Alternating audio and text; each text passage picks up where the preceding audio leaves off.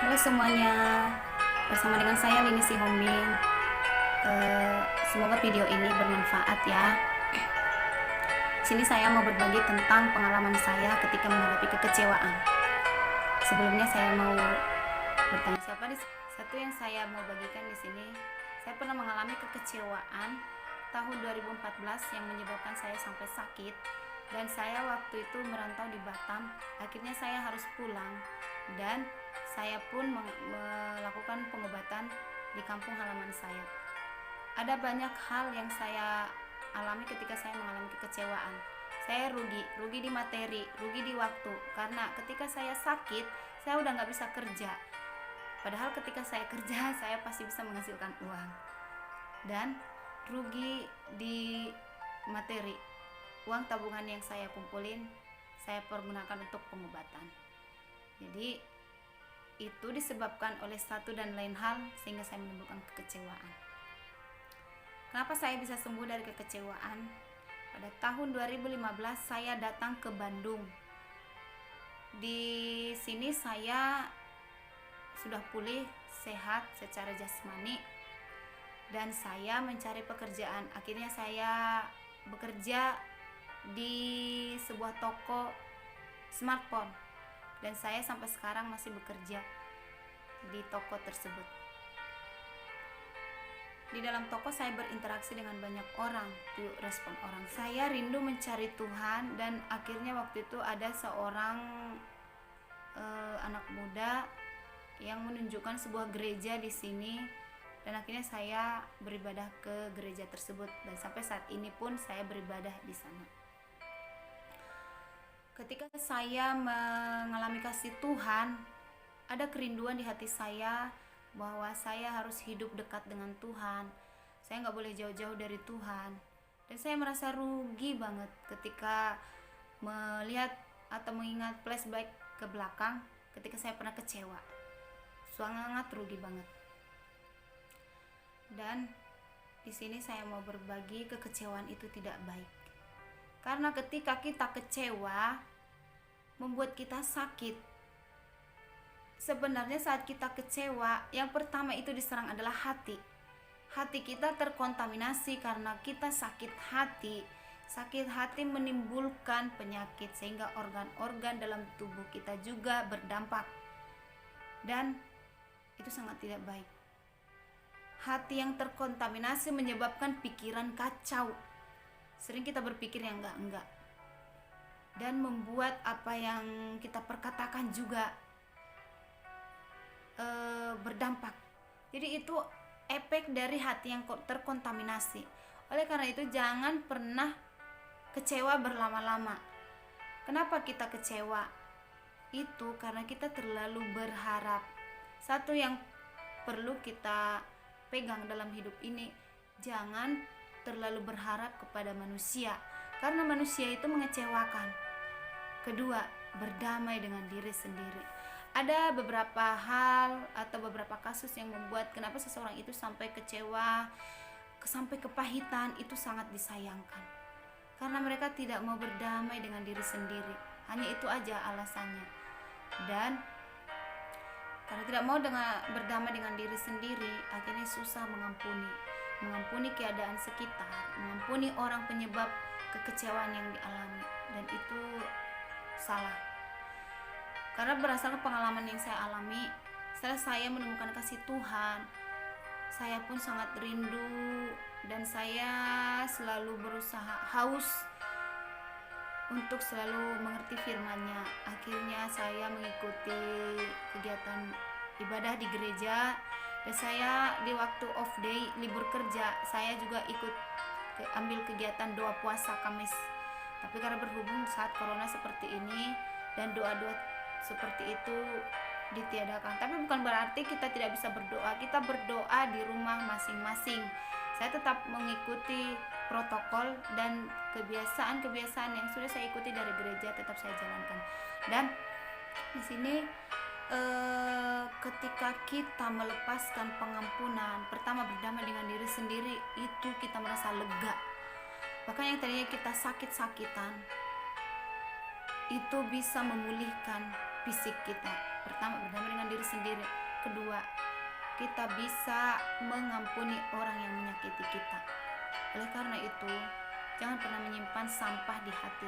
Hati kita terkontaminasi, wah itu bisa menyebabkan berbagai hal. Kepikiran, perkataan, dan semuanya lah. Itu sangat berdampak. Oleh karena itu hati kita perlu dijaga. Karena hati kita ini sebenarnya cerminan hidup kita. Hati kita lah yang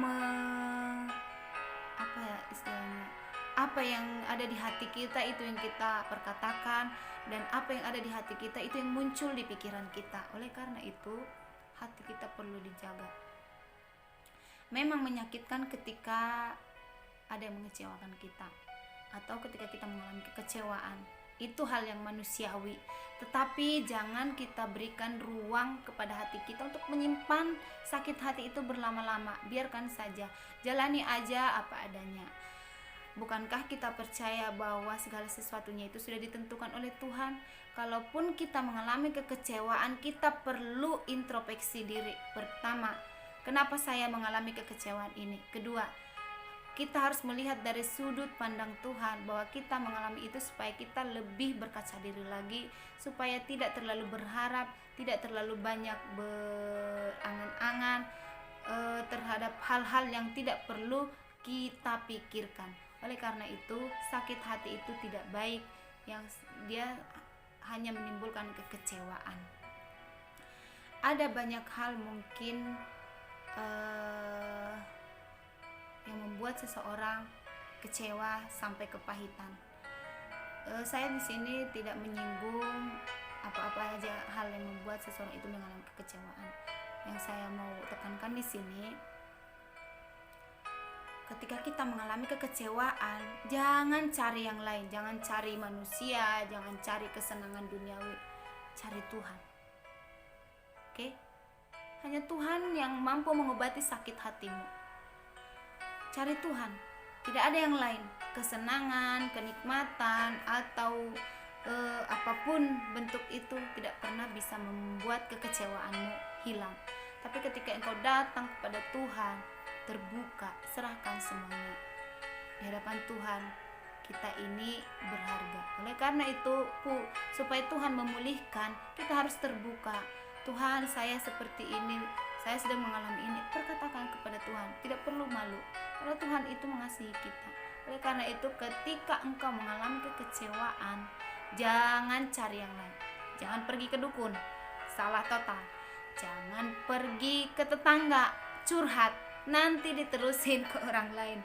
Dan jangan cari hiburan dunia seperti nonton hal-hal yang menyenangkan pikiran, itu hanya sejenak, nanti kembali lagi, bakal balik lagi gitu. Jadi tetap cari Tuhan, karena Tuhanlah sumber pemulih, sumber yang memproses semuanya, yang mengubah keadaan tidak baik menjadi baik, mengubah kutub jadi berkat. Dicari Tuhan. Oleh karena itu, ketika engkau mengalami kekecewaan, itu sebenarnya cara Tuhan membawa engkau ke sebuah lembah supaya engkau bisa lebih lagi naik level. Kalau waktu sekolah istilahnya naik kelas, kan kita diuji dulu, ujian dulu gitu. Jadi ketika kita mengalami kekecewaan, berdamai dengan diri sendiri, perkatakan, oh ini terjadi karena begini, ya udahlah, nggak apa-apa lah, mungkin udah begini, mungkin udah begitu, ya harus begini dulu. Kedua, lepaskan pengampunan. Memang menyakitkan, tapi supaya baik bagi tubuh, bagi organ-organ tubuh, harus melepaskan pengampunan. Untuk apa sih nyimpan sakit hati? Karena ditipu teman, dihianati orang yang kita sayangi, ditinggalkan orang yang kita kasihi, atau dimanfaatin orang yang ngakunya saudara, teman, atau siapapun. Itu gak perlu disimpan di hati, rugi. Malah hati kita jadi kayak tong sampah, tempat tumpukan sampah. Bukankah hati kita itu berharga? Jadi jangan samakan hati kita dengan tong sampah. Sorry kalau saya menyamakan tong sampah, bukan. Ini hanya sebagai perumpamaan saja. Jadi ketika engkau mengalami kekecewaan, datang kepada Tuhan, serahkan semuanya. Saya udah lepas dari yang namanya kekecewaan. Saya pernah mengalami, Tapi sekarang hidup saya dipulihkan dan saya enjoy menjalani hidup saya karena Tuhan menyertai saya dan saya mengalami banyak mukjizat dari Tuhan. Saya dan orang-orang di sekitar saya mengalaminya. Oleh karena itu, jangan pernah menyimpan kekecewaan atau sakit hati berlama-lama. Itu tidak baik bagi kesehatanmu. Memang yang namanya penyakit pasti ada saatnya datang, tapi kebanyakan penyakit itu datang karena dari hati. Ketika engkau sakit hati, itu menimbulkan pikiran stres dan berdampak ke organ-organ tubuh yang lainnya. Percaya atau enggak, coba perhatikan orang-orang yang hidupnya kecewa. Yang hidupnya kecewa itu biasanya sakit hati, selalu mengungkapkan hal-hal negatif, selalu mengungkapkan hal-hal yang kurang baik. Bukan berarti saya bilang saya sempurna, bukan, tapi ketika orang-orang yang sakit hati itu kelihatan dari perkataannya. Melihat si A mungkin sukses, ada si itu mah begini begono, misalnya begitu. Tapi ketika kita sudah dipulihkan dari kekecewaan, maka kita bisa lebih hidup kita lebih enjoy, menjalani keseharian kita juga. Kita tidak merasa berat. Sebenarnya yang sakit hati dan mengalami kekecewaan itu ibarat bawa batu di pundak. Kebayangkan kalau bawa batu itu berat dibawa-bawa. Jadi ketika engkau mengalami kekecewaan, datang pada Tuhan. Tuhan sumber solusi, Tuhan yang menyelesaikan dan memulihkan. Semoga kita semuanya dilepaskan dari sakit hati dan kekecewaan. Kalaupun kita mengalami itu, mari kita lihat dari sudut pandangnya Tuhan, bahwa Tuhan sedang membuat kita untuk lebih tinggi lagi. Maksudnya menguji kita dilebur, diproses dan dimurnikan. Oke, sekian pengalaman yang bisa saya bagikan. Semoga bermanfaat bagi yang mendengarkan. God bless you.